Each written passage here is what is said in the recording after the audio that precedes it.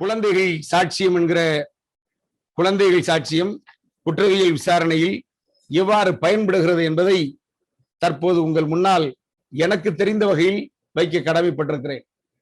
இந்திய சாட்சி சட்டத்தில் பிரிவு 118 இந்திய சாட்சி சட்டத்தில் பிரிவு 118 என்ன சொல்கிறது என்றால், who may testify, all persons shall be competent to testify unless the court considers that they are prevented from understanding the questions put to them or from giving rational answer to those questions by tender years, extreme old age, disease, whether of body or mind, or any other cause of the same kind. Explanation: a lunatic is not competent to testify unless he is prevented by his lunacy from understanding these questions put to him and giving rational answer to them. ஆக எல்லோருமே சாட்சியம் அளிக்க தகுதி படைத்தவர்கள் தான். 1 இளம் வயது பிராக்கெட்ல tender years, 2 மிக அதிக வயது எக்ஸ்ட்ரீம் ஓல்ட் ஏஜ், 3 நோய் உடல் அல்லது மனம் சம்பந்தப்பட்ட அல்லது இதே மாதிரியான வேறு காரணங்கள், நோய் உடல் அல்லது மனம் சம்பந்தப்பட்ட பை பாடிலி ஆர் மென்டலி சம்பந்தப்பட்ட இதே மாதிரியான வேறு காரணங்கள். இதன் விளைவாக கேட்கப்படும் வினாக்களை புரிந்து கொள்ள அல்லது அத்தகைய வினாக்களுக்கு புத்தி சாராத விடையளிக்க முடியாதபடி, கிவிங் ரேஷனல் ஆன்சர்ஸ், புத்தி சாராத விடையளிக்க முடியாதபடி தடுக்கப்பட்டுள்ளார்கள் என்ற நீதிமன்றம் கருதக்கூடிய நபர்கள் சாட்சியம் அளிக்க தகுதி படைத்தவர்கள் இல்லை. சாட்சியம் அளிக்க தகுதி படைத்தவர்கள் இல்லை. பித்துநிலை உடையவர் கூட சாட்சியம் அளிக்க தகுதி படைத்தவர்கள் தான். கேட்கப்படும் வினாக்களை புரிந்து கொண்டு அவற்றுக்கு புத்தி சார்ந்த பதில்களை அளிக்க முடிந்தவராக இருந்தால் பித்துநிலை உடையவர் கூட சாட்சியம் அளிக்க தகுதி படைத்தவர் தான். கேட்கின்ற வினாக்களை புரிந்து கொண்டு அதற்கு அறிவு சார்ந்த பதில் சொல்ல முடிந்தவர்கள் எல்லோருமே சாட்சியம் சொல்ல தகுதி படைத்தவர்கள் தான். கேட்கின்ற வினாக்களை புரிந்து கொள்ள முடிகிறதா, அவரால் அறிவுசார் பதில்களை கொடுக்க முடிகிறதா என்பதை நீதிமன்றம் தான் தீர்மானிக்கும். அதாவது ஒரு நபர் வழக்கில் சாட்சி சொல்ல அருகதை படைத்தவரா இல்லையா என்பதை தீர்மானிக்கின்ற பொறுப்பு யாருக்கு இருக்கிறது என்று சொன்னால் நீதிமன்றத்துக்கு இருக்கிறது. அதனால்தான் ஒரு நீதிமன்றத்தில் ஒரு குழந்தையோ மிக முதிய வயது அடைந்தவரோ அல்லது அது போன்றவர்கள் சாட்சி சொல்ல வந்தால் நீதிமன்றம் சாட்சியத்தை பதிவு செய்வதற்கு முன்னால் அவர்களுடைய மனநிலையை புரிந்து கொள்ள அவரது பெயர், முகவரி, நிற்கின்ற இடம், எதிரில் இருப்பவர் யார், அருகில் இருப்பவர் யார் என்பது போன்ற சில முன்னோட்டமான கேள்விகளை, இதுக்கு பேர் பிரியர் டெஸ்ட் அல்லது வாயர் டெஸ்ட், பிரிலிமினரி டெஸ்ட், அதையும் அந்த கேள்விக்கு அவர்கள் அளிக்கிற பதில்களை நீதிமன்றம் பதிவு செய்து கொள்ளும். ஆக நாம 118 பார்க்கறதுக்கு முன்னாடி 118 தொடர்புடைய பிரிவுகளை இப்போது நம்ம பார்க்கிறோம். 118 சாட்சி சட்டத்தை இப்போ நான் உங்களுக்கு படிச்சு காமிச்சேன், both in English and Tamil. இப்ப 118 தொடர்புடைய பிரிவுகளை நாம் பார்க்கிறோம். கிரிமினல் ரூல்ஸ் ஆஃப் பிராக்டிஸ்ல 41 content criminal rules of practice. இது 2019 ஆண்டில் கொண்டு வரப்பட்ட குற்றவியல் விசாரணை நடைமுறை விதியில பிரிவு 41. The court may test the contents of a witness under section 118 of the Evidence Act by holding a summary inquiry. நல்லா கவனிக்கணும். நீதிமன்றம் ஒரு குழந்தை சாட்சியத்தையோ வயது முதிர்ந்த சாட்சியத்தையோ அல்லது மனநிலையாலோ உடல்நிலையாலோ பாதிக்கப்பட்ட சாட்சியத்தையோ அவர்கள் அறிவுசார் கேள்விகளை புரிந்து கொண்டு உள்வாங்கிக் கொண்டு சரியான முறையில் புத்திசாலித்தனமாக சாட்சியம் அளிக்கிறார்களா இல்லையா என்பதை ஒரு பிரியர் டெஸ்ட் செய்வதை சாட்சி சட்டம், இது குற்றவியல் விசாரணை நடைமுறை விதி பிரிவு 41 கீழ் by holding a summary enquiry, ஒரு சுருக்குமுறை விசாரணை. சரி, உங்களுக்கு ஒரு சந்தேகம் வரலாம், அந்த சுருக்குமுறை விசாரணையில் அரசு தரப்போ எதிரியோ கேள்வி கேட்கலாமா? கண்டிப்பாக இந்த முழுக்க இது நீதிமன்றத்தை சார்ந்தது, இது நீதிமன்றத்தை சார்ந்தது, நீதிபதியை சார்ந்தது. அவர் கேட்கிற கேள்விகள் குழந்தையை பார்த்து அந்த முதியவரை பார்த்து, அந்த உடலாலோ மனதாலோ பாதிக்கப்பட்ட நபரை பார்த்து அவர் கேட்கிற கேள்விகளை உள்வாங்குகிற தகுதி படைத்திருக்கிறார்களா, பதில் சொல்லக்கூடிய பொது அறிவு அவருக்கு இருக்கிறதா, அந்த இன்டலெக்சுவல் கெப்பாசிட்டியை முடிவு செய்ய வேண்டிய அதிகாரம் யாருக்கு இருக்கிறது என்று சொன்னால் நீதிமன்றத்திற்கு தான். இப்ப 118வது சாட்சி சட்டத்திற்கு 2019ஆம் ஆண்டில் உருவாக்கப்பட்ட குற்றவியல் நடைமுறை விதியில் பிரிவு 41, அடுத்தது பிரிவு 50, குற்றவியல் நடைமுறை விசாரணை விதி பிரிவு 50,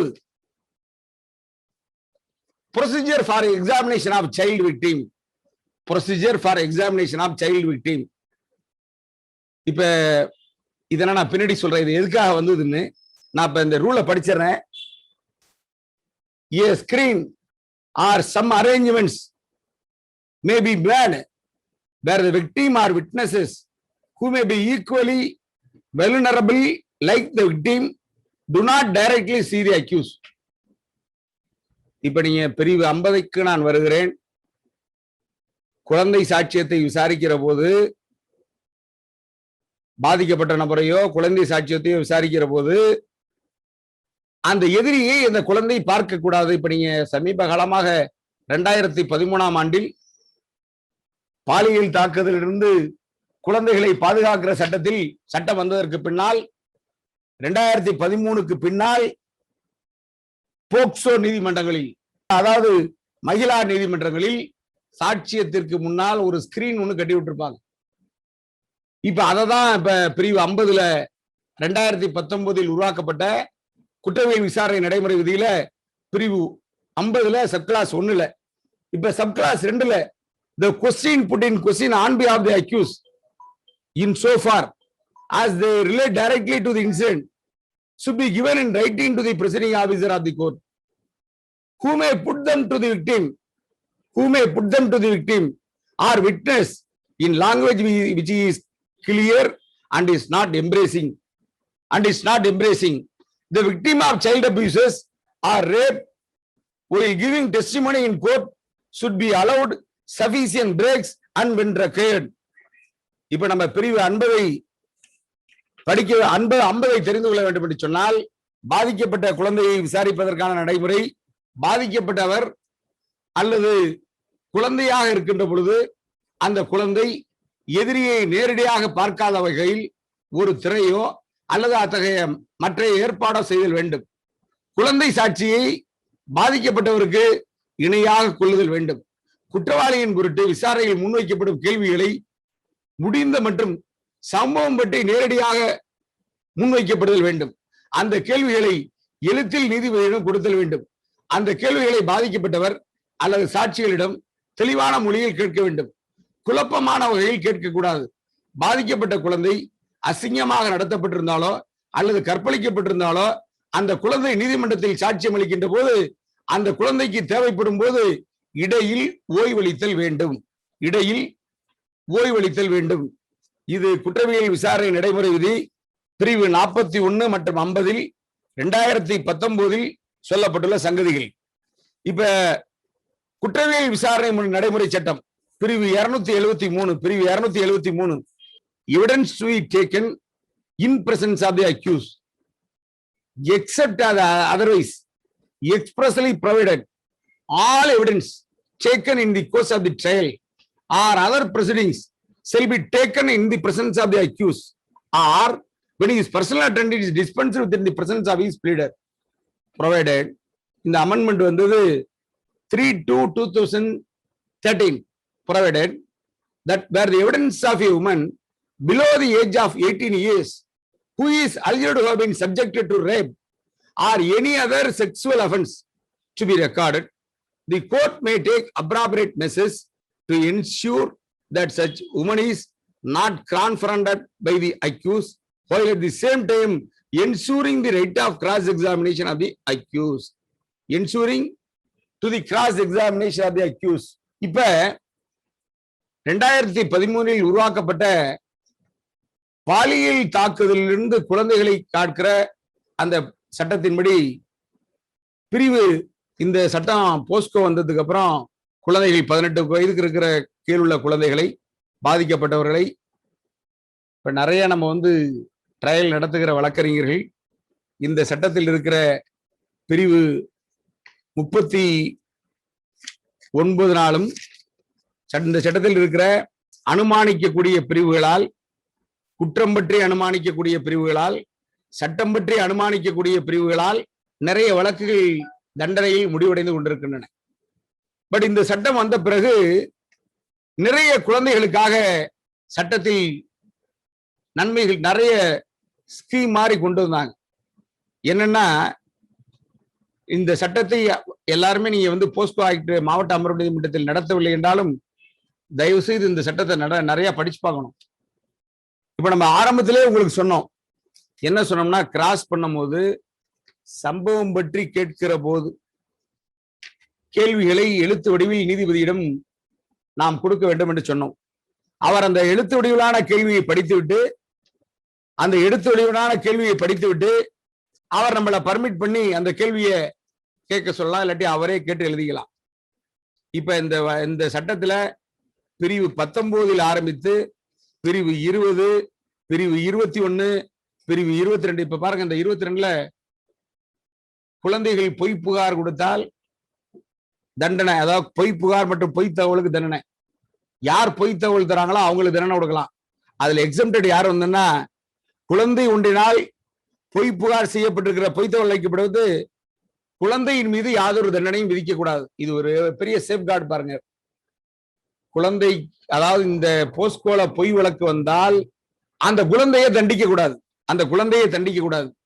இப்ப இதுல ஊடகங்களுக்கான நடைமுறை, செய்தி அறிவிப்பதற்கான தடை, நீதிமன்றமே கோர்ட்ல பேர சாட்சியத்தில் பதிவு பண்ணுவதற்கு, குற்றச்சாட்டில் பதிவு பண்ணுவதற்கு தடை, குழந்தைகளுடைய வாக்குமூலத்தை 164, அதாவது சார்ஜ் பண்றதுக்கு முன்னாடியே 164 ரெக்கார்ட் பண்ணணும். குற்றவியல் அந்த மாதிரி வாக்குமூலங்களை பதிவு பண்ணோன்னே அந்த 164வது பிரிவுகளான வாக்குமூலத்தை சீஃபா ட்ரீட் பண்ணிட்டு கிராஸ் பண்ணலாம்.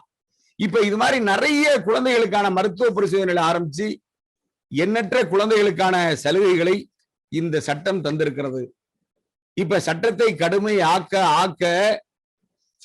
கடுமையாக்க குழந்தைகள் பாதுகாக்கப்படுகின்றன. நான் மறுக்கவில்லை, குழந்தைகள் பாதுகாக்கப்படுகின்றன. குழந்தைகிட்ட போனாலே தண்டனை நமக்கு உறுதி எனக்கூடிய நிலையை நாட்டில் நாம் உருவாக்கி இருக்கிறோம். அதையும் நான் மறுக்கவில்லை. ஆனால் அதே நேரத்தில் ஒன்றை மட்டும் நான் நம்முடைய சக வழக்கறிஞர்களுக்கு நினைவுபடுத்தலாம் என்று நினைக்கிறேன். எப்படி என்று சொன்னால், எந்த சட்டத்தை நாம் தீவிரப்படுத்துகிறோமோ, உதாரணத்திற்கு சொல்ல வேண்டும் என்று சொன்னால், வரதட்சணை ஒழிப்பு சட்டத்தில் இந்தியாவில் அமல்படுத்தப்பட்ட போது, சாட்சி சட்டத்தில் பிரிவு 116 அனுமானங்கள் வைத்த போது, வரதட்சணை 7 ஆண்டுகளுக்குள் திருமணம் செய்தவர்கள் வரதட்சணை கேட்டாலோ, வரதட்சணை கேட்க துன்புறுத்தப்பட்டு தற்கொலை செய்து கொண்டாலோ, அது வரதட்சணை மரணம் என 304B ஆக வைக்கப்பட்ட போது, ஆரம்பத்தில் இருந்த வரவேற்புகள் பின்னாளில் வரதட்சணை வழக்கு சம்பந்தமாக பொய் வழக்குகள் உருவாகிற போது, நம்முடைய இந்திய உச்ச நீதிமன்றமே 2005ஆம் ஆண்டு சுனில் என்கிற வழக்கில ஒரு பார்ட்டியே போய் பர்சனா அப்பியர் ஆகி பேசுவார் அந்த கோர்ட்ல, இந்திய உச்ச நீதிமன்றத்துல 2005ஆம் ஆண்டில். அந்த வழக்கில் இந்திய உச்ச நீதிமன்றத்துல அவர் எண்ணற்ற உதாரணங்களை சொல்வார். இது போன்ற வழக்குகளால் எண்ணற்றோர் மரணமடைந்திருக்கிறார்கள், தற்கொலை செய்து கொண்டிருக்கிறார்கள். குற்றவாளி என மாமனார் மாமியார் நீதிமன்றத்தால் தண்டிக்கப்படுகிற போது பாதிக்கப்படுகிற குடும்பங்கள் நிறைய உண்டு. நீதிமன்றங்கள் எல்லாம் அனுமானம் என்று வந்தவுடனே ஸ்ட்ரைட் ஜாக்கெட் ஃபார்முலாவை பின்பற்றுகிறாள் என வாதிட்டார். அவர் வாதிட்ட போது இந்திய உச்ச நீதிமன்றத்தினுடைய அரசியல் அமர்வு தனது ஆழ்ந்த அனுதாபத்தை தெரிவித்துக் கொண்டு கீழே உள்ள நீதிமன்றங்களுக்கெல்லாம் ஒரு ஆழ்ந்த வழிகாட்டுதலை தெரிவித்தது. என்னவென்று சொன்னால், இந்த சட்டத்தை பெண்கள் கேடயமாக பயன்படுத்த வேண்டிய ஒழிய ஆயுதமாக பயன்படுத்தக்கூடாது. இந்த சட்டத்தை பெண்கள் கேடயமாக பயன்படுத்த வேண்டிய ஒழிய ஆயுதமாக பயன்படுத்தக்கூடாது என ஒரு வழிகாட்டுதலை தந்தது. 2010ஆம் ஆண்டிலே பிரீத்தி குப்தா யூனியன் ஆஃப் இந்தியா என்கிற வழக்கிலே இந்திய உச்ச நீதிமன்றம் இதே வரதட்சணை வழக்குகளிலே, மேட்ரிமோனியல் திருமண வழக்குகளிலே நிறைய வழக்குகளை மல்டிபிள் செய்வதும், நிறைய புகாரை எக்ஸாகரேட் செய்து எழுதுவதும் வழக்கறிஞர்கள் தான். நீங்கள் முதலில் உங்களை மாற்றிக்கொள்ள வேண்டும். குடும்ப பிரச்சனை என்று வந்தால் அதை சமாதானம் செய்வதற்கு முயல வேண்டும். பிரச்சனைகளை மல்டிபிள் செய்யக்கூடாது. வழக்குகளை பல வழக்குகளாக ஆக்கக்கூடாது. நீதிமன்றங்களும் அதற்கென்று உங்களுடைய வரதட்சணை கேஸ் வந்துட்டோன்னே அப்படியே வரதட்சணை கேஸ்ன்னு முடிவு பண்ணக்கூடாதுன்னு நிறைய வழிகாட்டுதலை தந்தார்கள். பின்னாளில் Arnesh Kumar versus union of India என்கிற வழக்குல 7 ஆண்டுக்கு கீழ் தண்டனை கொடுக்கிற வழக்கு, கைது செய்யக்கூடிய வழக்குகளில் 7 ஆண்டுக்கு தண்டனை கொடுக்கிற வழக்குகளில் அரஸ்டுக்கு நோட்டீஸ் போட்டுதான் அரெஸ்ட் பண்ணும் என்கிற சிஆர்பிசியில் உள்ள 41 சொல்லி அதுல வரதட்சணை வழக்குகளுக்கு சொல்லி வரதட்சணை வழக்குகளை தவிர எல்லா வழக்குகளுக்கும் பொருந்தும் என்றார்கள். இது சட்டத்தை அமல்படுத்தும் போது எழுகிற தவறுகளை திருத்துகிற உயர்நீதிமன்றங்கள் உச்ச நீதிமன்றங்கள் சொன்ன வழிமுறை. அதே போல SC/ST ஆக்ட் பயன்படுத்துகிற போது அதை பெரும்பணம் அடைத்தவர்கள் தங்களுடைய ஆட்களை வைத்து எதிராளிகள் மீது போடும்போதும் இந்திய உச்ச நீதிமன்றங்கள் தன்னுடைய கவலை தெரிவித்திருக்கிறது. நான் ஒரு சக வழக்கறிஞர் என்கிற முறையிலே நான் போஸ்கோ சட்டத்தை இயற்றியதை குறையாக சொல்லவில்லை. போஸ்கோ சட்டம் அவசியம் தேவை. உண்மையாக குழந்தைகள் நீங்கள் தினசரி இன்று நம்ம டிவியை திறந்தோம்னா ஒரு இன்றைக்கு செய்தி என்னன்னா, குழந்தை பாலியல் துன்புறுத்தலுக்கு ஆளாக்கப்பட்டிருக்கிறார், பெற்ற தாயே உடந்தையா இருக்கிறார் என்ற செய்தி வருகிறது. சிறைத்துறையில் சிறந்த பாடகி, அந்த பாடகியினுடைய பெண் குழந்தையை தன்னுடைய சகோதரியிடம் சகோதரர் கணவரிடம் ஒப்படைத்திருந்தார். அவர் ஒரு பாதிரியாரிடம் அழைத்து சென்றார்.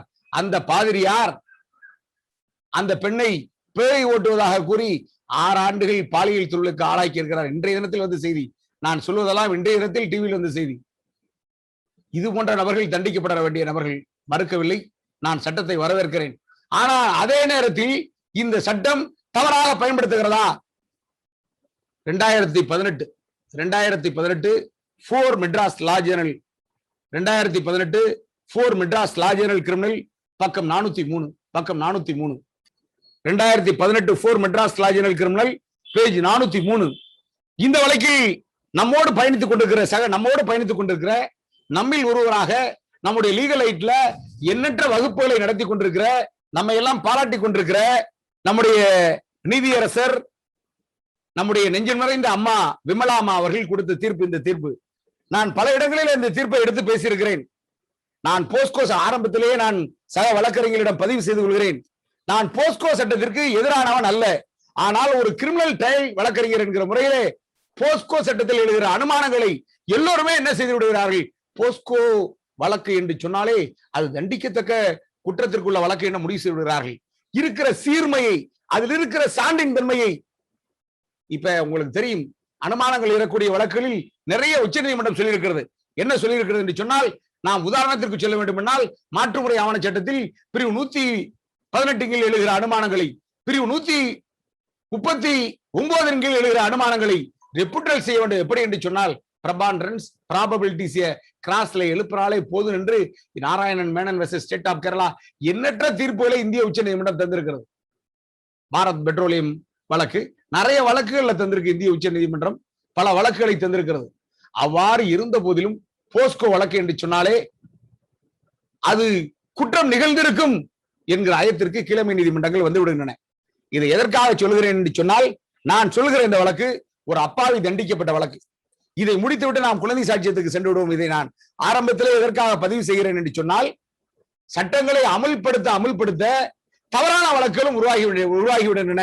இந்த வழக்கினுடைய பெயர் Ayyappan versus state inspector of police R6 Kumaran Nagar police station, Chennai. இந்த வழக்குல சொல்லும் போது நம்முடைய நீதியரசர் அம்மா அவர்கள் சொல்லியிருப்பார்கள், இந்த வழக்கு திரைப்படம் வழக்கு எண் 18/9 ஒரு சினிமா வந்துச்சு. வழக்கு எண் 18/9 ஒரு சினிமா வந்துச்சு. அந்த படத்தினுடைய திரைக்கதை என்னவென்று சொன்னால், ஒரு பெரிய அவருடைய அம்மா அரசியல்வாதியா இருப்பார். அந்த அரசியல்வாதியினுடைய மகன் ஒரு பெண்ணை ஆசை வார்த்தை கூறி கற்பழித்து விடுவான். அந்த பொண்ணை வந்து ஆசை வார்த்தை கூற மாட்டான், வலுக்கட்டாயமா கற்பழித்து விடுவான். வலுக்கட்டாயமா கருத்துன என்ன பண்ணா, அந்த அம்மா போய் புகார் கொடுப்பாங்க. அந்த சம்பந்தப்பட்ட பாதிக்கப்பட்ட பெண் போய் காவல் நிலையத்தில் புகார் கொடுப்பாங்க.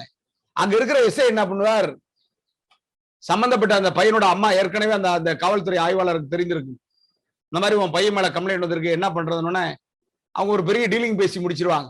அந்த பெரிய டீலிங் பேசி முடிச்சோன்னே அந்த படத்துல என்ன பண்ணுவாங்கன்னா, அந்த பெண்ணுடைய காதலனையே அக்யூஸ் ஆக்கிடுவாங்க. பெரிய வைத்தியர்னா அந்த பெண்ணுடைய காதலனையே இன்ஸ்பெக்டர் வந்து என்ன பண்ணுவார், கன்வின்ஸ் பண்ணி உனக்கு நான் அதை பண்றேன் இதை பண்றேன்னு சொல்லி அவனை அக்யூஸ் ஆக்கி உள்ள தள்ளி விட்டு நீதிமன்றம் அவனை குற்றவாளி என தண்டித்து விடும். நீதிமன்றம் அவனை குற்றவாளி என தண்டித்து விடும்.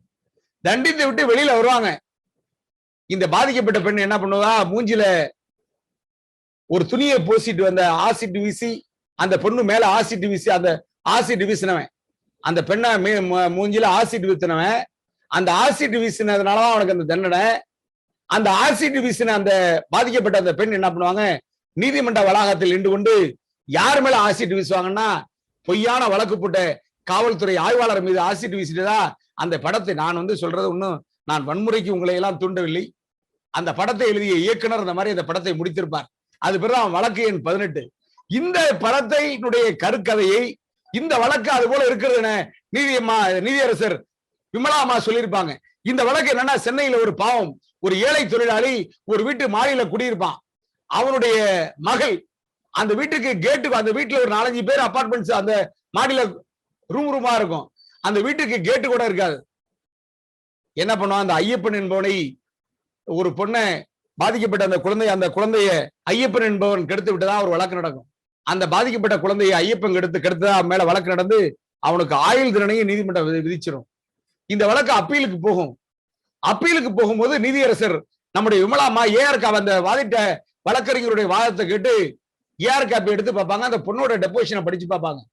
அந்த பொண்ணு மயக்கம் அடைஞ்சிரும். சம்பவத்துக்கு பிறகு மயக்கம் அடைஞ்சு அது மயக்க நிலையில இருக்கும்போது என்ன பண்ணுவாங்க, போஸ்கோல வழக்கு போட்டு இன்ஸ்பெக்டர் என்ன பண்ணாரு, வழக்கு பதிவதற்கு முன்னாடி போய் அந்த வீட்டுக்காரன் கேட்பார், இங்க யாராவது திருமணமான நபர்கள் இருக்கிற, திருமணமாகாத இளைஞர்கள் இருக்கிறாரா? கெடுத்தவனே அந்த வீட்டுக்காரன் தான். அந்த வீட்டுக்காரன் என்ன பண்ணிடும், அந்த இருக்கான் ஐயப்பண்ணு இங்க வேலை செய்யற பையன் தான், திருமணமாகாதான்னு சொல்லி அனுப்பிச்சு விட்டுறான். போலீஸ்காரன் ஈஸியா கொண்டு போய் அவன் மேல போஸ்கோ போட்டு சட்டத்தின் கீழ் வரலான அனுமானங்கள்லாம் அவனுக்கு பாதகமா இருந்ததுனால கீழமை நீதிமன்றம் ஆயுள் தண்டனை கொடுத்துரும். இந்த பொண்ணை விசாரிக்கிறப்ப, மயக்கம் தெரிஞ்சு விசாரிக்கிறப்ப போலீஸ்காரங்கள்ட்ட டாக்டர்கிட்ட என்ன சொல்லணும்னா, என்னை கெடுத்ததே எங்க வீட்டுக்கார மாமா தான், என்னை தலையை வச்சு முட்டிட்டு என்ன கெடுத்தது இந்த மாமன். இது எவிடன்ஸ்லயும் இருக்கும், ஏஆர் காப்பிலையும் இருக்கும். நல்ல வேளை டாக்டர் அந்த பொண்ணு சொன்னதை ரெக்கார்டும் பண்ணியிருப்பாங்க. இதை பார்த்துட்டு அந்த அம்மா என்ன பண்ணுவாங்க, நீதியரசர் அம்மா இந்த எதிரியை விடுதலை பண்ணிட்டு அந்த எதிரி மீது நீங்க குற்றப்பத்திரிகையை தாக்கல் செய்து வழக்கு போடுங்கன்னு 482 தனக்குள்ள ஹின்ஹரண்ட் பவர் வச்சு சொல்லிடுவாங்க. நான் இதை எதுக்கான்னு சொல்கிறேன் என்று சொன்னால், சட்டங்களை அமுல்படுத்த தவறான வழக்குகள் உதாரணம். இது மட்டும் உதாரணம் இல்லை. சென்ற ஓராண்டுக்கு முன்னால் ஆனந்த வெங்கடேசன் ஐயா முன்னாடி ஒரு பெயில் வருது, ஆன்சியூட் பெயில், போஸ்கோல ஆன்சியூட் பெயில் கேட்கிறான். அப்ப யார் பாதிக்கப்பட்டவர்னா மகள் பாதிக்கப்பட்டவர். நீதிபதிக்கு சந்தேகம் வந்து விடுகிறது. உடனே அந்த பொண்ணை வர சொல்லுன்னு சொல்றாரு. குழந்தைய அழைச்சிட்டு போறாங்க. நீதிமன்றத்தில் அந்த ஐயா தனியா வச்சு விசாரிக்கிறார். அம்மா அந்த வழக்கை யாருமா இந்த கொடுத்தாரு? அவங்க அப்பா, எங்க அப்பாவும் அம்மாவும் பிரிந்திருக்கிறார்கள், எங்க அப்பா ரொம்ப நல்லவரு, எங்க அப்பா அந்த மாதிரி பண்ணிட்டதா எங்க அம்மா எங்க அப்பா மேல என்னை வச்சு ஒரு பொய் வழக்கு போட்டிருக்காங்க, எங்க அப்பா நல்லவர்னு அந்த பொண்ணு சொல்லிடும். உடனே இந்த சட்டத்தில் பொய் புகார் கொடுத்ததற்கு அவங்க அம்மா மேல நடவடிக்கை எடுக்க சொல்லி ஜஸ்டிஸ் ஆனந்த வெங்கடேசை அடிச்சிருப்பார். நான் பெருமைக்காக சொல்லவில்லை நண்பர்களே. ஒரு மாதத்திற்கு முன்னால் ஒரு வழக்கு சேலத்திற்கு சென்றிருந்தேன். தலைமை ஆசிரியர் அவர் மீது அந்த பள்ளிக்கூடத்தில் படிக்கிற ஒரு பெண் தன்னை கற்பழித்து விட்டதாக புகார் கொடுத்திருந்தால், இதுல பெரிய வைத்திருச்சு என்னன்னா, அந்த ஆசிரியர் அவர் என்ன பண்ணிட்டார், தன் மீது இந்த மாதிரி ஒரு குற்றச்சாட்டு வந்து சொன்னே, he tried to attempt to commit suicide. நல்லவேளை அவர் பொழைச்சுக்கிறார். வழக்கு குற்றப்பத்திரிகை தாக்கல் செய்வதற்கு முன்னால் டிஎன்ஏ டெஸ்டுக்கு செல்கிறது. டிஎன்ஏ டெஸ்ட்ல எக்ஸ்க்ளூடட் என வந்து விடுகிறது. டிஎன்ஏ டெஸ்ட்ல எக்ஸ்க்ளூடட் என வந்து விடுகிறது. நல்லா நீங்க கவனிக்கணும். யார் மீது வேண்டுமானாலும் போஸ்கோவில் குற்றம் சுமத்தலாம். இப்போ உண்மையான குற்றமாக இருந்தால் குற்றம் சுமத்தலாம். ஆனால் கல்வி கற்ற ஆசிரியர் மீதே ஒரு பொய் வழக்கு உருவாகிறது என்று சொன்னால் அவன் இது மாதிரி வழக்கு வருவதற்கு வாய்ப்பு உண்டு. நம்ம அந்த ஆஸ்பெக்டுக்கு போக வேண்டாம். குழந்தைகளுடைய சாட்சியம் எவ்வாறு பயன்படுத்தப்படுகிறது என்பதற்கு வருவோம். இப்ப நான் பிரியர் டெஸ்ட் கேட்கணும்னு சொன்னேன். பிரியர் டெஸ்ட் கேட்கும்போது எப்படி கேட்கிறது, இதுதான் இங்க உள்ள விளைவு. சரி, குழந்தை என்பதற்கு வயது எதுவும் நிர்ணயம் செய்யப்பட்டிருக்கிறதா? குழந்தை என்பதற்கு நாம் நம்முடைய அறிவு கெட்டிய வகையில இந்திய குற்றவியல் விசாரணை முறை சட்டம் 125 இந்தியன் மெஜாரிட்டி ஆக்ட் படி 18 வயசுக்கு கீழ் உள்ள அனைவருமே குழந்தைகள். இளம் சிறார் நீதி சட்டத்தின்படி 18 வயசுக்கு கீழ் உள்ளவர் எல்லாமே குழந்தைகள் அப்படின்னு நம்ம சொல்றோம். இப்ப நம்ம குழந்தைகள் சாட்சியத்தை பார்க்கிற போது இந்தியன் ஓத் ஆக்ட் செக்ஷன் 4 பார்க்கணும். நான் என்னன்னு படிக்கிறேன் அப்படியே கொஞ்சம் தெரிஞ்சுங்க. Indian oath act section 4. இப்ப எல்லா சாட்சிகளையும் நம்ம சாட்சி விசாரணைக்கு முன்னாடி என்ன பண்ணுவோம், ஷோன் பண்ணுவோம். கோர்ட்ல ஷோன் பண்ணுவோம். என்ன ஷோன் பண்ணுவோம்? சத்திய பிரமாணமாய் நான் சொல்வதெல்லாம் உண்மை, உண்மையை தவிர வேற ஒன்றும் இல்லைன்னு சொன் பண்ணுவோம். இப்ப 12 வயதுக்கு கீழ் உள்ள குழந்தைகளுக்கு சோன் தேவையா? 1969ஆம் ஆண்டு இயற்றப்பட்ட ஓத்ஸ் அண்ட் அஃபர்மேஷன் ஆக்ட் செக்ஷன் 4 படிக்கிறேன் கேட்டுங்க. Oaths are affirmation to be made by the witness, interpreters and jurors. Oaths and affirmation shall be made by the following persons, namely all witnesses, that is to say all persons who may be lawfully be examined or give or to be required to be given evidence or by before any court or person having by law or consent of parties authority to examine such persons are to receive evidence, interpreters of questions put on evidence given by witnesses and jurors. இப்ப நல்லா வார்த்தையை கவனிங்க.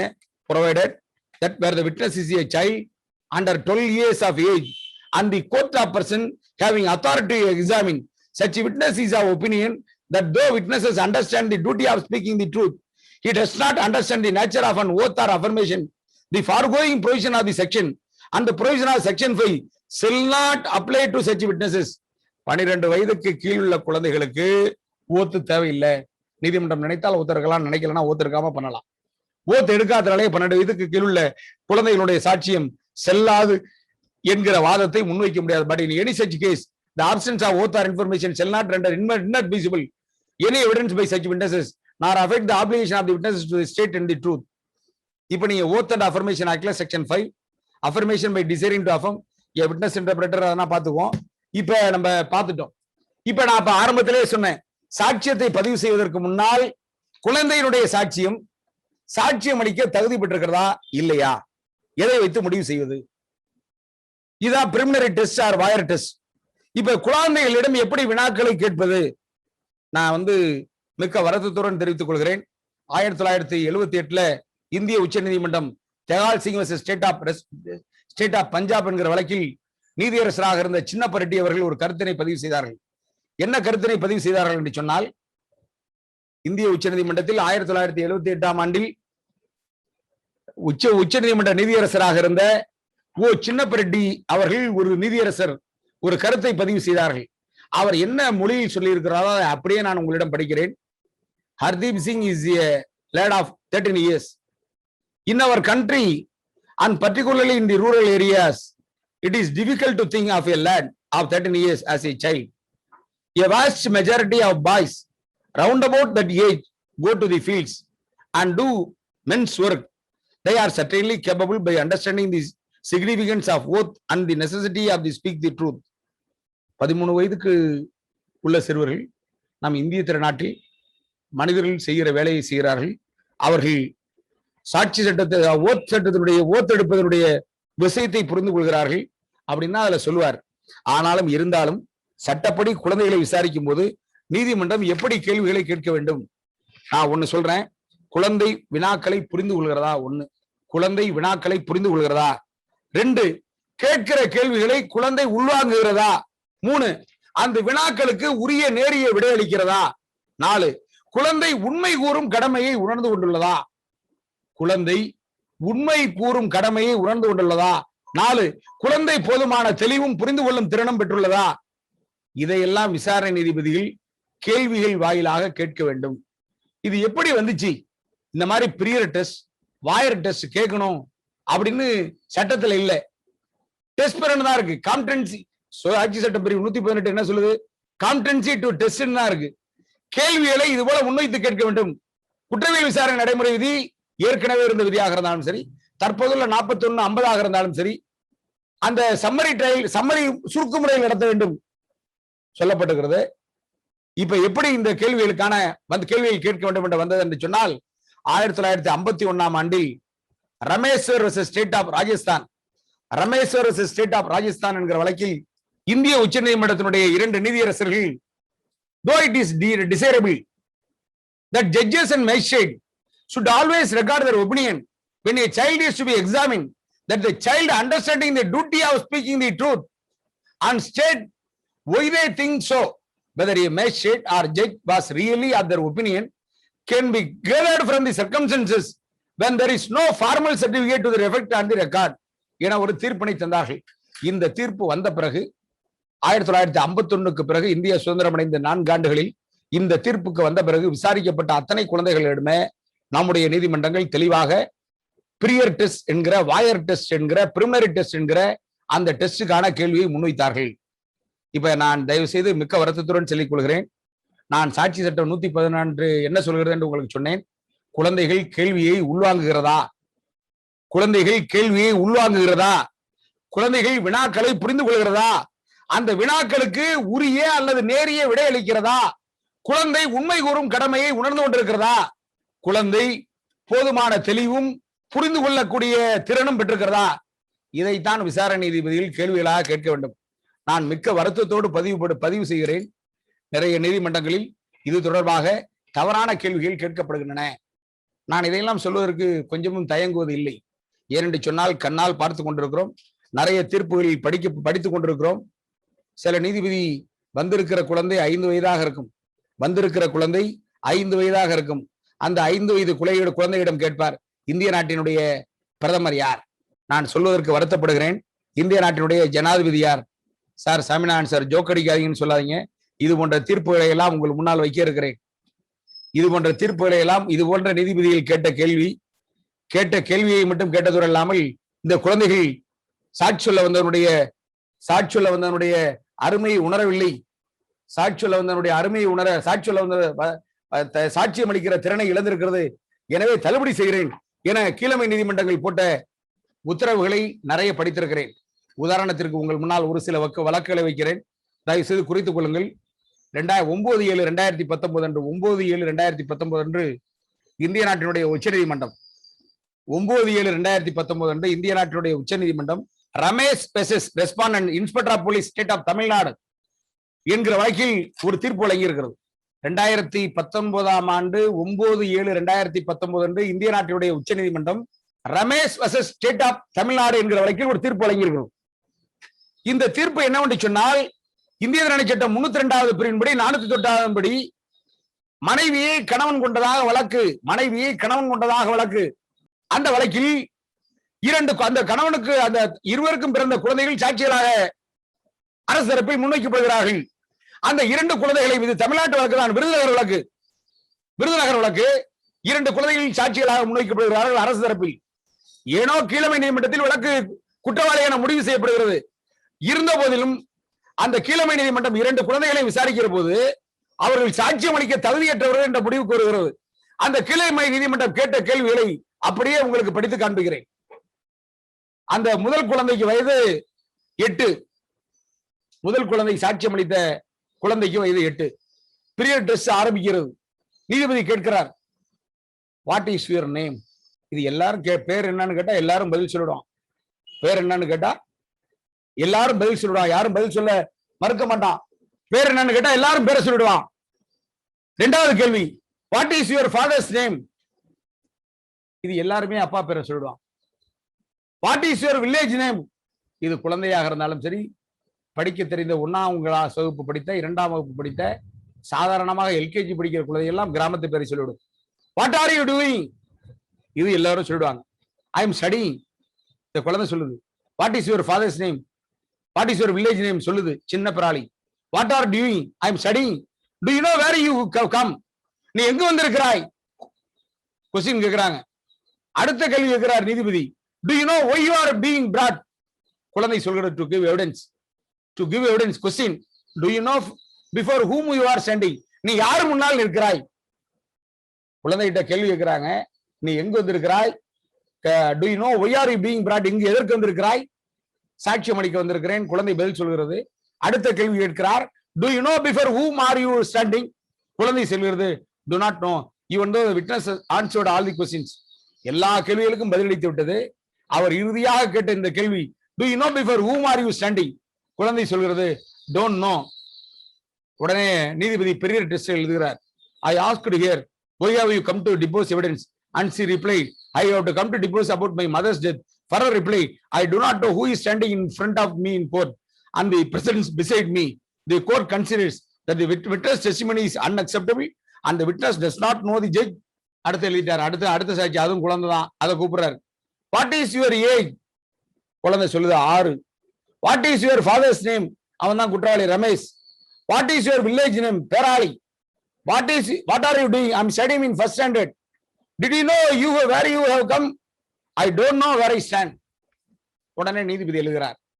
Did you know what you have been brought before? Answer, I have come to the tell about my mother's killing question. Do you know who are you standing in front of me? Answer, he started, he is come to depose evidence before you. I asked him who I am. He replied that I don't know who you are. நான் யாருன்னு கேட்கிறார் நீதிபதி. நீ யாருன்னு எனக்கு தெரியலங்குது. The court did not allow him to depose. எழுதி முடிச்சிட்டார். இருந்த போதிலும் அவர் அந்த வழக்கில் தண்டனை தருகிறார். எதிராளி மதுரை உயர்நீதிமன்றத்துக்கு அப்பீல் செய்கிறார். மதுரை உயர்நீதிமன்றம் என்ன செய்கிறது? 118வது கீழ் பீரியட் டெஸ்டில் கேட்கப்பட்ட கேள்விகள் அறிவார்ந்த கேள்விகள் அல்ல, அந்த குழந்தையினுடைய அறிவுத்திறனை பரிசோதிக்கிற கேள்விகள் அல்ல, உண்மை எது பொய் என்று உணரக்கூடிய கேள்விகள் அல்ல. எனவே கீழமை நீதிமன்றத்தினுடைய தீர்ப்பை ரத்து செய்கிறோம், மீண்டும் 2 சாட்சிகளை விசாரிக்க வேண்டும் என உத்தரவுகிறது. எதிராளி அதை எடுத்துக்கொண்டு இந்திய உச்சநீதிமன்றத்துக்கு செல்கிறார். இந்திய உச்சநீதிமன்றம் என்ன சொல்லி இருக்கிறது அதை அப்படியே நான் உங்களுக்கு படிச்சு காமிக்கிறேன். இந்திய உச்சநீதிமன்றம் பாரா 5 a child witness is found to competent to depose to the facts and reliable one. Such evidence could be basis of the conviction. In our words, in the absence of oath and evidence of a child witness can be considered. Section 118 Evidence Act provided that such witness is able to understand the questions and able to give rational answers thereof. The evidence of a child witness and credibility therefore would depend upon the circumstances of each case. The only precaution which the court should bear in mind while assessing the evidence of a child witness is that witness must be reliable one, and his demeanor must be likely any other competent witness, and there is no likelihood of tutored. நீதிமன்றம் பார்க்க வேண்டியது என்னவென்று சொன்னால், குழந்தை tutor செய்யப்பட்டிருக்கிறதா? நீங்க எதிரணியில் நடத்தக்கூடிய வக்கீல்களுக்கு, நம்முடைய எதிர்வழக்காடுகிற வழக்கறிஞர்கள் தம்பிகளுக்கு சொல்லிக் கொள்வேன், நீங்க சாட்சியை கிராஸ் பண்ணும் போது இந்த குழந்தை டியூட்டர் செய்யப்பட்டிருக்கிறதா, அதுக்குதான் உங்களுக்கு கொஸ்டின் போடணும். டியூட்டரை கண்டுபிடிச்சிடலாம். ஏன்னா அப்படியே ஆரம்பிக்கும் போதே காலை அதாவது மனப்பாடம் பண்ணது மாதிரி சொல்லும், காலை 9 மணி இருக்கு, 9 மணிக்கு நான் அப்படின்னு குழந்தை ஆரம்பிக்கும். ஏன்னா அது பாவம், சின்ன குழந்தைங்க, சரிங்களா? டியூட்டர் இல்லாம அது இன்ஸ்பயர் கான்பிடன்ஸா இருந்தா கமிஷன் பண்ணிடலாம், கராபரேஷனே தேவையில்லை. குழந்தைகளோட சாட்சியம் சாலிட்டரி எவிடன்ஸா இருந்தால் கூட corroboration is rule of law தான். ரூல் ஆஃப் லாவானா கிடையாது. குழந்தைகளுடைய சாட்சியம் கான்பிடன்ஸா சாலிட்டரி எவிடன்ஸா இருந்தாலும் நம்பகத்தகுந்தா இருந்தா கமிஷன் கொடுத்தாங்க, டியூட்டர் இல்லாம இருந்தா. இப்ப இந்திய உச்ச நீதிமன்றம் என்ன சொல்லுது பாருங்க. இந்த தீர்ப்புல பல தீர்ப்புகளை சுட்டிக்காட்டி கீழமை நீதிமன்றத்தில் நீதிபதி கேள்வி கேட்ட முறை தப்பு, அதனால மதுரை உயர் நீதிமன்றத்தினுடைய தீர்ப்பை உறுதி செய்கிறோம்னு சொல்லிட்டு மரியாதைக்குரிய எனக்கு சட்டம் தந்து கொடுத்த குரு, உச்ச நீதிமன்றத்தில் வழக்கறிஞராக இருப்பவர், சென்ற ஆண்டில் 2019 ஒரு அருமையான தீர்ப்பை நம்முடைய குழந்தைகள் சாட்சியத்துக்காக பெற்று தந்திருக்கிறார். அந்த தீர்ப்பினுடைய பெயர் திகம்பரேஸ்வரர். அந்த வழக்கில் இந்திய உச்சநீதிமன்றம் 2019 திகம்பரர் வைஷ்ணவ் ஸ்டேட் ஆஃப் சத்தியார் 2019 கிரிமினல் லா ஜெனரல் பேஜ் 1901 தயவு செஞ்சு குறிச்சிங்க. இது 3 நீதிபதிகள் அடங்கிய தீர்ப்பு. A K Sikri Abdul Nazeer and M R Shah J 3 நீதிபதிகள் அடங்கிய தீர்ப்பு.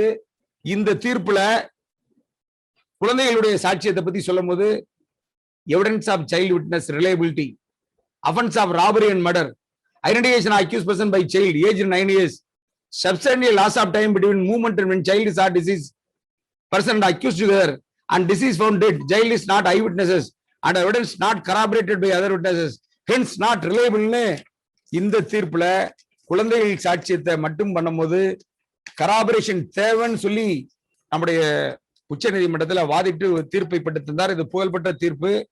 அதே நாகம் ஐயா அவர்கள் சென்னை உயர் நீதிமன்றத்தில் 2016 ஆண்டில் நீதிபதியாக இருந்த போது 2016 ஒன் லா வீக்லி கிரிமினல் பக்கம் 289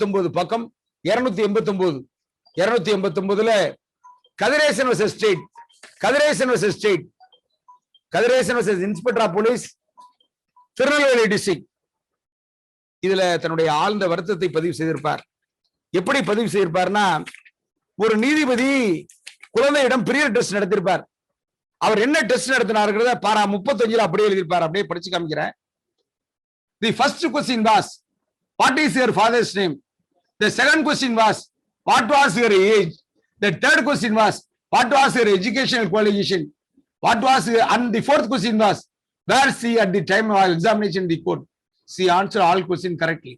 From these answers, the court has recorded that the witness has understood the questions. In my considered views, this is not sufficient. நல்லா கவனிக்கணும். நல்லா தயவு செய்து கவனித்துக் கொண்டிருக்கிற எல்லா நண்பர்களும் நான் மீண்டும் ஒரு முறை படித்து காண்பிக்கிறேன். எப்படி கேள்வி கேட்க வேண்டும் என்பதற்கும் தீர்ப்பு இருக்கிறது. அதையும் நான் உங்கள் முன்னால் வாசித்து காண்பிக்கிறேன். இது நம்மளோட வேலை இல்ல, கோர்ட்டோட வேலை. கோர்ட்டு கேட்டிருக்க கேள்வியை நம்ம எங்க பண்ணலாம்னா அப்பலட் கோர்ட்ல தான் நம்ம எஜிடேட் பண்ணலாம். கோர்ட்டு கேட்ட கேள்வி சரியா தவறா, அது அறிவார்ந்த கேள்வியா, நேரிய வினாவா, கோர்ட் முடிவுக்கு வந்தது கரெக்டா இல்லையான்னு நம்ம எங்க பண்ணலாம், அப்பலட் கோர்ட்ல அறிவு பண்ண முடியும். இப்ப நான் படிக்கிறேன் பாருங்க. The first question was, what is your father's name? இதெல்லாம் சொல்ல முடியாதா? வக்கீல் சாமிநாதன் நான் 1 வயசுல இருக்கும்போது உன் பேர் என்னன்னு கேட்டா 3 வயசுல பேச ஆரம்பிச்சோன்னு என்ன சொல்லுவோம்? அப்பா பேரு நடேசன். எந்திரி. செகண்ட் கொஸ்டின், உன் வயசு என்ன? வயசு தெரியாதா? குழந்தைங்க பேசக்கூடிய குழந்தைகளா இருந்தா வயசு சொல்லும். Third question, what was your education qualification? நீ என்ன படிக்கிறேன்னு சொல்லவா குழந்தைகள்? The fourth question, where she at the time? நீ எங்க நிக்கிறேன்னா நான் கோர்ட்ல நிக்க மாட்டேன்னு குழந்தைகள் சொல்லாதா? சொல்லும் போது கோர்ட்ல நிக்கிறேன்னு குழந்தைகள் சொல்லாதா? அடுத்தது, the court has recorded witness understood the question. சொல்லிட்டு சொல்லுவார் நீதிபதி, in my considered view this is not sufficient. The court had not recorded whether the answer given to the question were rational and sufficient to hold that she is competent. Ask if he question as though it is an empty formality will not satisfy the legal requirements. It should not be done in mechanical fashion. At the same time, such questions should not be ticklish, making it impossible to answer rationally. Neither should like a cross-examination. The question should be in the nature of testing your competence to depose. While framing the questions, the age, your social background, whether illiterate or literate, are to be taken into consideration. The question should be put together in such a way, understandable. In this record, we may look into the judgment of the Honorable Supreme Court, Rameshwar versus State of Rajasthan, 1952 law weekly, page 351. Cut பண்ணுங்க. Page 351 அப்படின்னு சொல்லிட்டு எழுதுவார். இந்த தீர்ப்புல தான் நம்முடைய நீதிபதி சொல்வார், குழந்தைகள் இந்த தேசத்தின் சொத்து என ஆரம்பிப்பார். குழந்தைகள் தேசத்தின் சொத்து என ஆரம்பிப்பார். இப்ப இதுல நீதிபதி கேட்ட கேள்வி தவறு. சரி, நீங்க கேட்கலாம், சாமிநாதன் கேள்வி எப்படி இருக்கலாம்? கேள்வி எப்படி இருக்கலாம் தெரியுங்களா? இப்ப நான் அடுத்தது உங்களுக்கு ஒரு தீர்ப்பு சொல்கிறேன். தயவு செய்து குழந்தை சாட்சியத்தை யாராவது தெரிந்து கொள்ள வேண்டும் என முற்பட்டால், என்ன கேள்வியை குழந்தையிடம் முன்வைக்கலாம் என முற்பட்டால், நான் எத்தனையோ தீர்ப்புகள் படித்திருக்கிறேன். நான் இப்ப சொல்கிற தீர்ப்பு டெல்லி உயர் நீதிமன்றத்துல 15/4/2013 சொல்லப்பட்ட தீர்ப்பு. டெல்லி உயர் நீதிமன்றத்தில் சொல்லப்பட்ட தீர்ப்பு. இந்த கேஸ்லா பேர், இந்த கேஸ்லாவோட C R L P number, criminal L P number 250/2012. 15/4/2013 justice Geeta Mittal and G R Midha அப்படிங்கிற 2 பேராலையும் சொல்லப்பட்ட தீர்ப்பு. நான் மிகவும் ரசித்து படித்தேன் இந்த தீர்ப்பை. உண்மையிலேயே குற்றவியலில் ஆர்வமுள்ள இளம் வழக்கறிஞர்கள் குழந்தை சாட்சியத்தை பற்றி தெரிந்து கொள்ள வேண்டும் என்றால், அயல் நாடுகளில் கனடா, பிரான்ஸ், ஆஸ்திரேலியா போன்ற நாடுகளில் குழந்தை சாட்சியத்தை எப்படி பதிவு செய்கிறார்கள், இதுல இந்த தீர்ப்புல 2 நீதிபதிகள் எடுத்திருக்கிறார்கள். இப்ப டாக்டரேட் பண்றது போல இந்த தீர்ப்பு இருக்கிறது. ஒரு முதுகலை, ஒரு டாக்டரேட், அதாவது முதுகலை பட்டம் பெற்றதற்கு பின்னால் டாக்டரேட் பயில்கின்ற மாணவர் குழந்தை சாட்சியத்தில் எழுத வேண்டும் என்று சொன்னால் இந்த ஒரு தீர்ப்பு எடுத்து வச்சாலே நீங்க முடிச்சிடலாம். இந்த தீர்ப்புல நீதிபதி கேட்டிருப்பார், கீழமை நீதிமன்றத்தில் நீதிபதி சாட்சியத்தை புறந்தள்ளி இருப்பார், குழந்தையுடைய சாட்சியத்தை. அவர் என்ன கேட்பார்னா, நான் ஆரம்பத்திலேயே சொன்னேன், சில நீதிபதிகள் தவறாக கேட்பார்கள் என்று. நான் எந்த நீதிபதியுடைய மனதையும் புண்படுத்துவதற்காக அதை பதிவு செய்யவில்லை. நான் தீர்ப்புகளின் அடிப்படையில் பேசுகிறவன். இந்த தீர்ப்பில் கீழமை நீதிமன்றத்தில் கேட்கப்பட்ட கேள்வி, நீ டிவி பார்க்கிறாயா? குழந்தை டிவி பார்க்கவில்லை. நான் கேட்கிறேன், அவன் வறுமைக்கு கீழ் வாழ்பவனுக்கு டிவி இல்லாவிட்டால் அவன் டிவி எப்படி பார்க்க முடியும்? வறுமைக்கு கீழே உள்ளவனுக்கு சாப்பிடுறதுக்கே வழி இருக்காது, ஸ்லேட் வாங்குறதுக்கே வழி இருக்காது. நீ டிவி பார்க்கிறாயா? அவன் நான் டிவி பார்க்கலன்ட்டான். அவன் அடுத்த கேள்வி கேட்கிறார், do you know who is the prime minister of India? Do you know who is the prime minister of India? ஒரு குழந்தை இந்திய நாட்டினுடைய பிரதமரை தெரிந்திருக்குமா? பல குழந்தைகள் தெரிந்திருக்கு, சில குழந்தைகள் தெரிந்திருக்குமா? அவன் வளர்க்கப்பட்ட சூழ்நிலை, ஏழை எளிய குடும்பத்தில் பிறந்திருப்பான். அரசியல் என்றால் என்னவென்றே தெரியாது. ஒரு சோற்றுக்கு கூட சத்துணவை தின்று உயிர் வாழ்கின்ற நிலையில் இருப்பான்.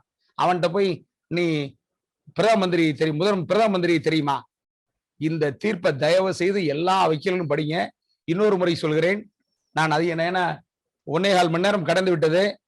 2013 டெல்லி ஹைகோர்ட், ஸ்டேட் வெர்சஸ் ராகுல் கிரிமினல் எல்பி 250/2012, 15/4/2013 சொல்லப்பட்ட தீர்ப்பு. ஜஸ்டிஸ் மிட்டல், கீதா மிட்டல்ங்கிறவங்களும் ஜஸ்டிஸ் AR மித்தவங்களும் வழங்கிய தீர்ப்பு. அவங்க எப்படி கேள்வி கேட்கணும்னு சொல்லுவாங்க.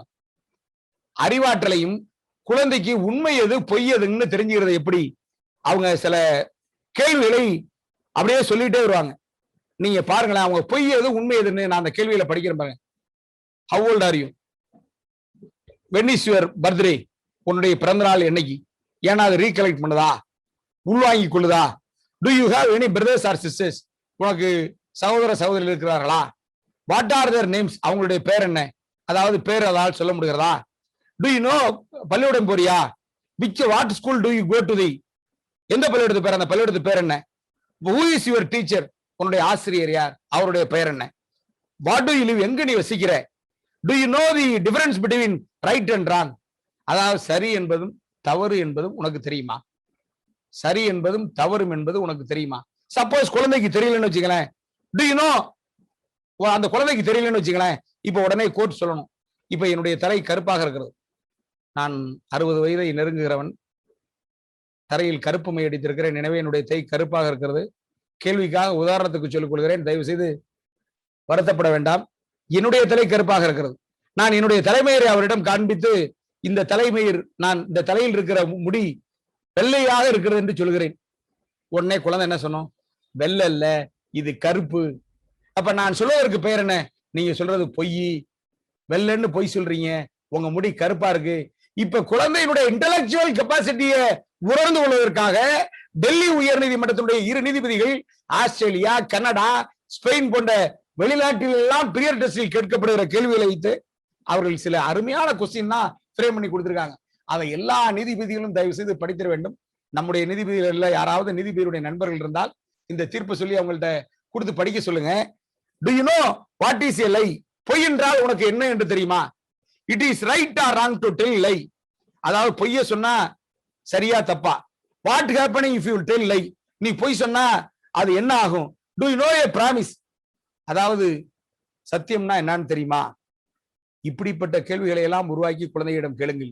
அந்த குழந்தையினுடைய அறிவாற்றலை சோதியுங்கள், இன்டெலெக்சுவல் கெப்பாசிட்டியை சோதியுங்கள், சாட்சியத்தின் நம்பகத்தன்மையை முடிவு செய்யுங்கள் அப்படின்னு சொல்லிட்டு, இது மாதிரினா நீங்க முடிவு பண்ணாதான் நாங்க மேல்முறையீட்டு காலங்கள்ல அந்த கேள்விகளை வைத்து அந்த குழந்தையினுடைய சாட்சியத்தை முடிவு பண்ண முடியும்னு நான் சொல்லலைங்க. 2015 கிரிமினல் லா ஜர்னல், 2015 கிரிமினல் லா ஜர்னல் பக்கம் 2944, 2015 கிரிமினல் லா ஜர்னல் பக்கம் 2944, நீதியரசர், உச்சநீதிமன்ற நீதியரசர் TS தாக்கூர் அவர்களும் நம்முடைய தமிழ்நாட்டைச் சேர்ந்த, நம்மளுடைய நெஞ்சம் நிறைந்த, எண்ணற்ற புகழ்பெற்ற தீர்ப்புகளை தந்து நம் வழக்கறிஞர் சமுதாயத்திற்கு ஒரு ஒளிவிளக்காக திகழ்ந்து கொண்டிருக்கிற மரியாதைக்குரிய அம்மா R பானுமதி அவர்களும் இணைந்து வழங்கிய தீர்ப்பு. நீதியரசர் பானுமதி அம்மா அவர்களும் 2015 கிரிமினல் லா ஜர்னல் பக்கம் 2944, நீதியரசர்கள் TS Thakur, R Banumathi J இருவரும் இணைந்து வழங்கிய தீர்ப்பு. இந்த வழக்கினுடைய பெயர் Ranjit Kumar Ram alias, Ranjit Kumar Ram alias with Ranjit Kumar, Pandit alias Sanjay Malhotra versus state of Bihar, versus state of Bihar. இந்த வழக்குல ஒரு அற்புதமான விஷயத்தை நம்முடைய பானுமதி அம்மா சொன்னாங்க. என்ன சொன்னாங்கன்னு அப்படியே படிக்கிறேன் பாருங்களேன். மேற்கண்ட வழக்கில் குழந்தை பணத்துக்காக கடத்தப்பட்டு கொலை செய்த வழக்கில் அதனுடைய உடன்பிறந்த சகோதரியான குழந்தை சாட்சியினுடைய சாட்சியத்தை மட்டுமே வைத்து தண்டனை தருவது ஏற்க தகுந்ததல்ல என்றும், சில எதிரிகளை தொடர்புபடுத்தி சாட்சியம் அமையவில்லை என்றும் வாதுரையில் இந்திய உச்ச நீதிமன்றத்தினுடைய புகழ்பெற்ற வழக்கறிஞர்கள் வாதிட்டார்கள். இப்ப நீதிமன்றம் என்ன முடிவு கூறுங்கிறத உங்களுக்கு படிக்கிறேன், அப்படியே படிக்கிறேன் உங்களுக்கு. At the time of occurrence as well as while deposing in court, Ruby Kumari PW2 has aged only 7 years. Evidence of the child witness and its credibility would depend upon the circumstances of each case. Only precaution which the court has to bear in mind while assessing the entire evidence of the child witnesses is that the witnesses must be reliable one. Before PW2 was examined as a witness in the court during a trial, her statement, prior statement and also 164 CRPC statement was recorded by the judicial magistrate PW 13. In his evidence, PW 13 has stated that he tested the understanding of the witness Ruby Kumari, and after being satisfied about her understanding, recorded her statement under section 164 CRPC. When PW2 was examined as a witness in the court During trial, the trial judge had also put preliminary questions to the child witness, Ruby Kumari, and satisfied that she was capable of understanding the questions but to her. When the trial court has formed, ascertained the disagreement of Pidol 2 and is formed as opinion, Pidol 2 Ruby Kumari is competent to testify, and then recorded her evidence. We see no reason to discredit Pidol 2 testimony. Pidol 2 through sole witnesses by concurrent findings courts below found her evidence unassailable, and we find no ground to take different view. கேஸ கன்விக்ஷனை confirm பண்ணாங்க. இவங்க அந்த தீர்ப்பில் உச்சநீதிமன்றத்தினுடைய நிதியரசர் பானுமதி அம்மா என்ன சொல்றாங்கன்னா, அழகான வார்த்தைகளை சொன்னார்கள். பிரியர் டெஸ்ட்ல எடுக்கிறதுக்கு முன்னாடி 164 ஸ்டேட்மெண்ட்ல ஜுடிஷியல் மேஜிஸ்ட்ரேட் அந்த குழந்தையை பிரியர் டெஸ்ட் பண்ணி தான் 164 ரெக்கார்ட் பண்ணியிருக்காரு. கீழமை நீதிமன்றத்தில் விசாரணையின் போதும் நீதிபதி பிரியர் டெஸ்ட் பண்ணி தான் பாக்ஸ்ல ஏற்றி விசாரிச்சிருக்கிறார். ஆக இந்த குழந்தையினுடைய சாட்சியம் ஒன்ன வச்சே கன்விக்ஷன் கொடுத்துடலாம், கராபரேஷன் தேவையில்லை அப்படின்னு சொல்லி இந்த கேஸ்ல முடிவு பண்றாங்க. தயவு செய்து இந்த தீர்ப்பை எல்லாம் நீங்க பாருங்க. அடுத்தது பிரிமினரி டெஸ்ட் குழந்தைகளை கேள்விப்பட்டு அதனை பதிவு எப்படி செய்யறது? குழந்தைகளிடம் பிரியர் டெஸ்ட்ல குழந்தைகிட்ட கேள்வி கேட்கப்பட்டு அதனை எப்படி பதிவு செய்யறது? வழக்கு நான் சொல்றேன், குறிச்சிங்க. 2004 SCC கிரிமினல், 2004 SCC கிரிமினல் பக்கம் 7, 2004 SCC கிரிமினல் பக்கம் 7. பிஃபோர் துரைசாமி ராஜி அண்ட் அர்ஜித் பஷாயத், கேஸ்ல பேரு Rattan Singh Dalsukhbhai Nayak versus Gujarat, state of Gujarat. The decision on the question where the child witnesses was sufficient intelligence primarily rests with the trial judge, who notices his manners, his apparent position or lack of intelligence, and the said judge may resort to any examination which will tend to disclose his capacity and intelligence as well as was understanding the obligation of an oath. The decision of the trial court may, however, disturbed by the higher court. What is preserved in the records? It is clear that his conclusion was erroneous. This prosecution is necessary because child witnesses are amusement and tutoring and often live in a world of make believe, though it is an established principle that the child witnesses are dangerous witnesses, as they are pliable and liable to be influenced easily, shaken and molded. But it is also an accepted norm that if after careful scrutiny of the evidence, the court come to the conclusion that there is an impress of truth, that there is no obstacle in the way of accepting the evidence of a child witnesses. நான் சொன்ன இந்த தீர்ப்பு டிஃபென்ஸுக்கு ஃபேவரான தீர்ப்பு, தயவு செய்து குறிச்சிங்க. 2004 SCC criminal page 7. அடுத்தது 1997 SCC criminal பக்கம் 685, GT Nanavati and S Kurdurkar, Dattu Ramrao and others, versus state of Maharashtra, இந்திய உச்சநீதிமன்றம். Child witness competency and credibility of testimony can be basis of conviction. Daughter of the deceased aged 10 years, testimony can be relied on even in the absence of oath if she understands the nature of the questions and gave rational answers. There of court must be that she is reliable under her demeanor like any other competent witnesses, and there is no likelihood of being tutored. Corroboration are not necessary. However, as a rule of prudence, the court can seek corroboration and facts. Evidence on the child witness is amply corroborated from the evidence of the witnesses, medical evidence, and not recovery of incriminating articles and instance of the appellant's criminal trial witnesses, child witnesses. Entire prosecution case rested upon the evidence of to a child witnesses aged about 10 years. It is therefore necessary to find out whether the evidence is corroborated from other witness evidence on record. A child witness is found to come to depose of the facts and reliable one. Such evidence could be the basis of conviction. In other words, in the absence of oath and evidence of a child witnesses can be considered 118 of the evidence are provided. Such witnesses able to understand the questions, able to give rational answers. The evidence of a child witness and credibility there would be depend upon the circumstances of each case. The only prosecution which the court should bear in mind while assessing the evidence of a child witness that the witness must be reliable one and her demeanor must be like only other competent witnesses. There is no likelihood of being tutored. There is no role or practice that every case the evidence of such witnesses corroborated before a conviction can be allowed. However, a rule of prudence, the court always finds desirable to have the corroboration to such evidence from other dependable evidence on record. In the light of this well-settled principle, we may proceed to consider the evidence of Sarabhai. அப்படின்னு சொல்லி தீர்ப்பு 2010 SCC criminal பக்கம் 430, Golla Yelugu Govindu versus state of Andhra Pradesh. Golla Yelugu Govindu versus state of Andhra Pradesh.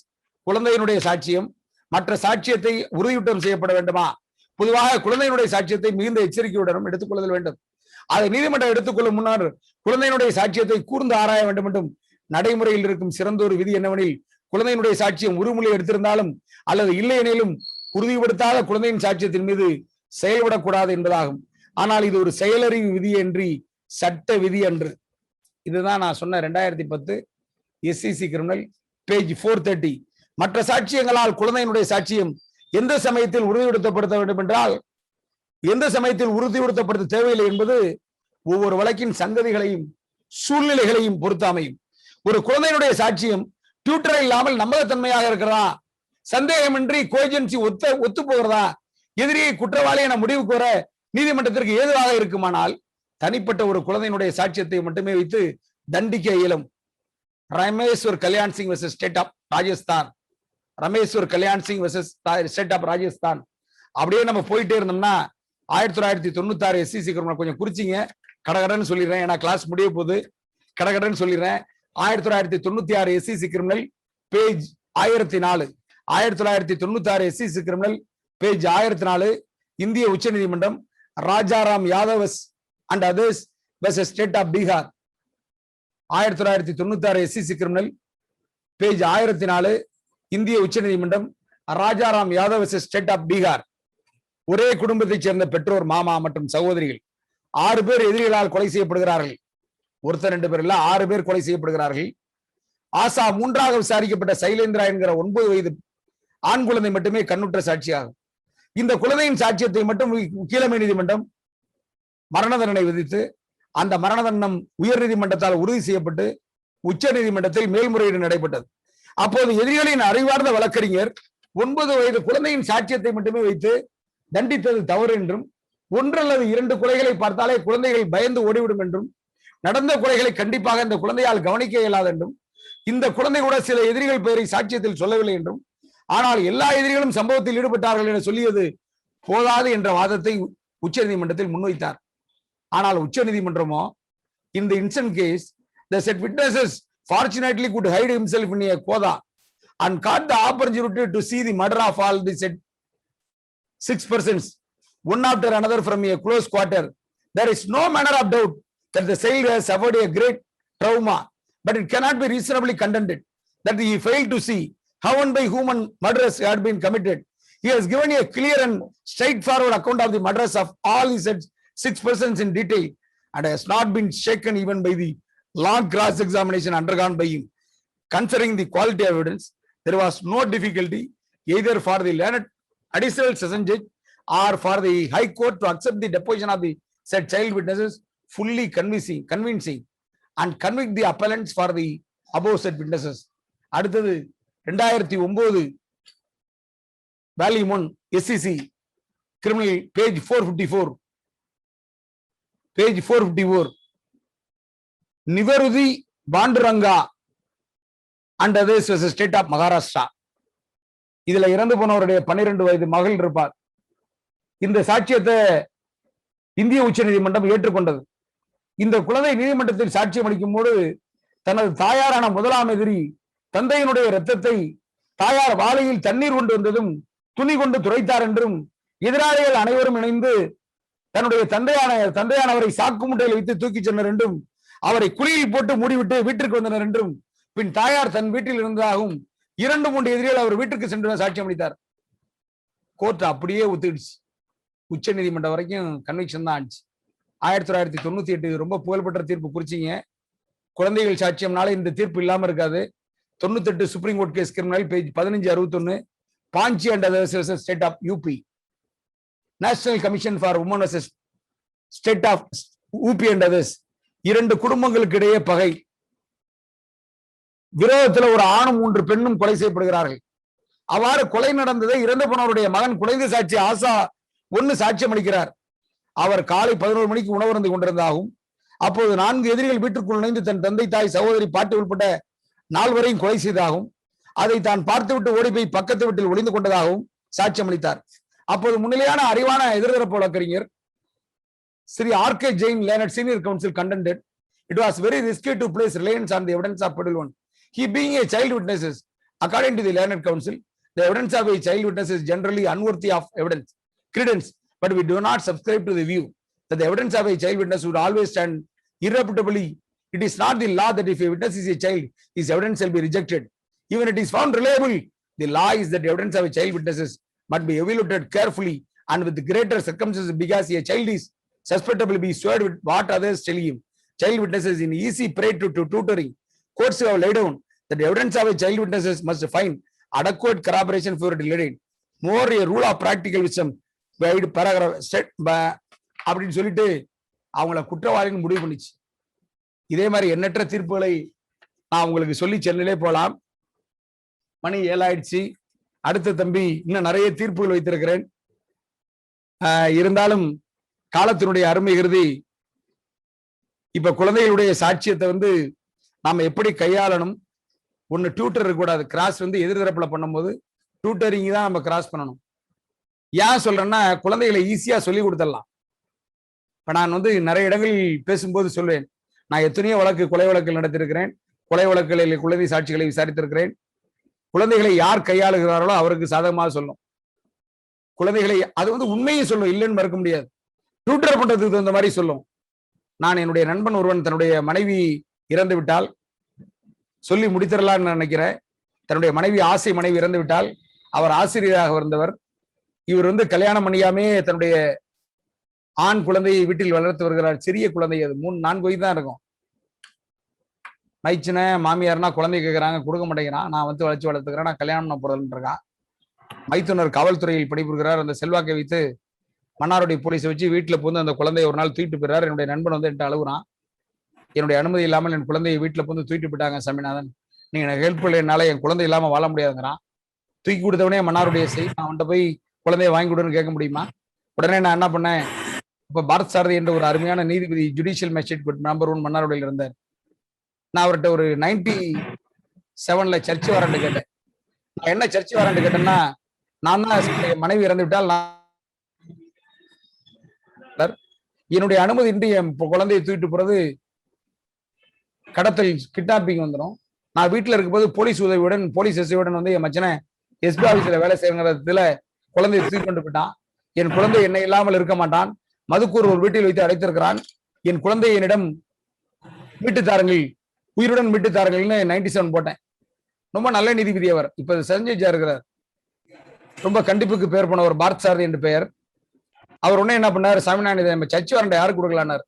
நான் கேட்டேன், குழந்தைகள்கிட்ட அன்பு செலுத்துகிற மகளிர் காவல் ஆய்வாளரிடம் கொடுங்க, இவனை போய் இந்த ஆம்பளை போலீஸ் அடிச்சோம்னா டக்கு பூன்னு தாண்டி குழந்தை பயந்துரும் அப்படின்னு. உடனே என்ன பண்ணாரு, ஒரு மகளிர் காவல் ஆய்வாளருக்கு சர்ச் வாரண்டை கொடுத்து மதுக்கூட்டில் இருக்கிற வீட்டை சோதனை செய்து நீங்க அடைச்சிருவான்னு சொல்லிட்டாரு.